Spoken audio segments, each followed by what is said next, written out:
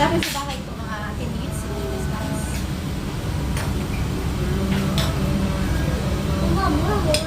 Nakalat ano tayo eh, tatlong sapaw. Tapos may lalakad kami guys. Yung ito ka?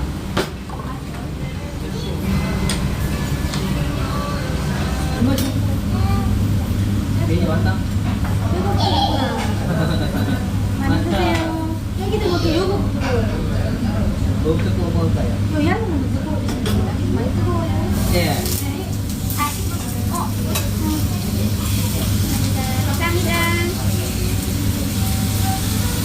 Wow, wow, alin na, alin na.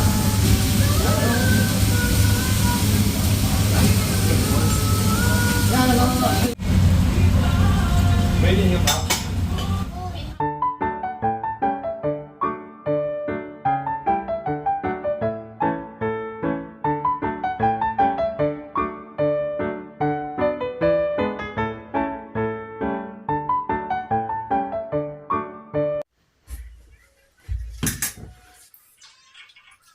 Ay, good morning! Ay, wait na. Ay, tingin na good morning.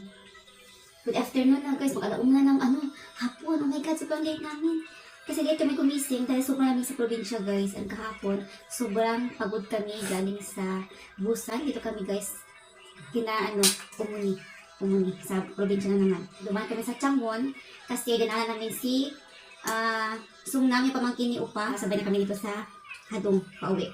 So, dito tayo guys sa kabilang pension. Sa kuya ni Upa.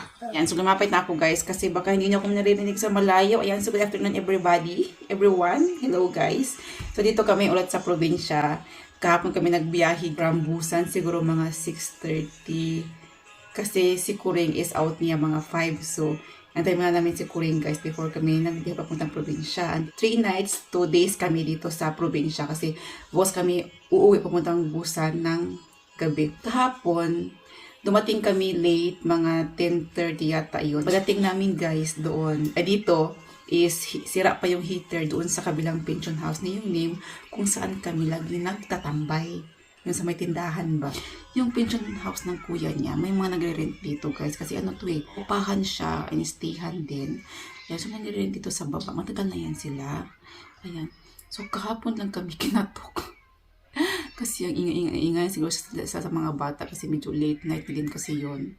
And, pero yung mga bata before that is sinaway ko na wag silang maingay, ganyan. Pero hindi naman sila as in, talagang kakabulan na as in talagang tuto-tuto talaga yung nila.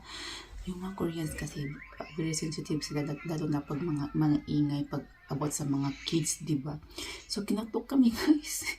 Habang nagluluto ako doon sa doon sa kusina na naiingayan daw sila dito sa taas. Ayan. Kaya sinamay ko yung mga bata sa likod, pinaano ko na lang sila sa screen, pinapanood ko sila sa tablet para makaupo sila. Kaya kasi yung mga kids pag new sila ba, new environment, new place ka, natutuwa sila.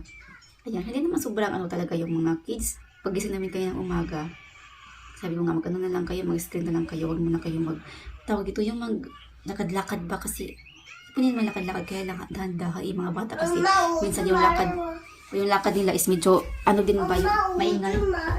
Wait lang guys. Nag-sign ako guys, kaninang umaga, ay hindi, kagabi pala. So kaninang umaga, init ko na lang siya. Nagluto ako nagluto si Kuring pala guys ng cup noodles. Niluto ko kasi wala kaming sabaw. Ayan, so this is our place. Yan yung kusina dyan, oh.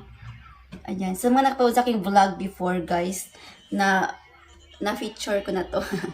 Tinanggal ko yung cover dito, guys, kasi nga, dinoble ko yung namin, yung aming pang doon, pang latag kasi nga sobrang lamig kagabi.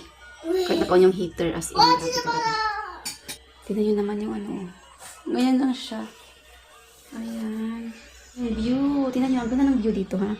Kaya lang winter, guys. So, ang pangit ng view pag ganito na winter kasi dry yung mga puno. Tingnan nyo, ha. Kasi yung neem, guys, wala siyang tanim na. Ay, yung neem si Umon, eh. Yan, Ayan, maganda yung view dito, guys. Dati dito kami tumatambay, yung mga bata. Ayan. And then, school kasi ito, elementary school. Yan, ito yung ano ni Umuni. Dito kami kumukuha ng sibuyas, ahos, garlic, yung chili, radish. Kaya lang guys, wala na. Tapos yung dyan o sa banda is grocery. Yung ano ba, pako ba? Sa amin pao, sa Bisaya pa. Yung gulay. So wala na guys. Kasi winter ngayon, walang anong tanim.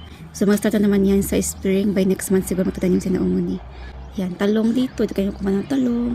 Ayan. Yan, dry yung mga puno. Maganda to kapag medyo spring season or summer or yung mga rainy season guys. Maganda to kasi green talaga. Yan. Bukid. Yan. May tao guys. Baka mag sa vlog magagalit. Pasok na tayo. I-close na natin to. Umulan na guys. Tingnan nyo naman. Oh. Kaya ng umaga makulimlim talaga siya. May balik pa naman kami lumabas sana kanina para yung mga bata makapaglaro sa labas. Sobrang lamig. Kasi kina-close na kay very cold. Yung dalawa. Yung dalawa oh. Yan, ikaw ayo.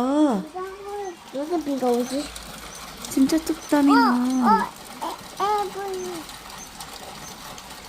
Bakit kasi na. Very cold. Okay, you have to And then there, stretch your like hand. this. Okay. No, Mama. Doon sila guys. Ano, kikita niyo ba? Ayun sila oh. Nasa taas sila ng school. Ayun guys, sa loob sila ng school din. Kasi magpapalipad si Kuring ng saranggola. Kite. Ayun. Mamaya guys, uwi kami mamaya gabi. Sunday today. Ako guys, maglilinis ako. Ayan, dahil uwi na kami mamaya. Ibalik ko yung mga bedsheet guys. So, pamasok yung hangin guys. Oh, yun, fresh ang amoy. Amoy ba?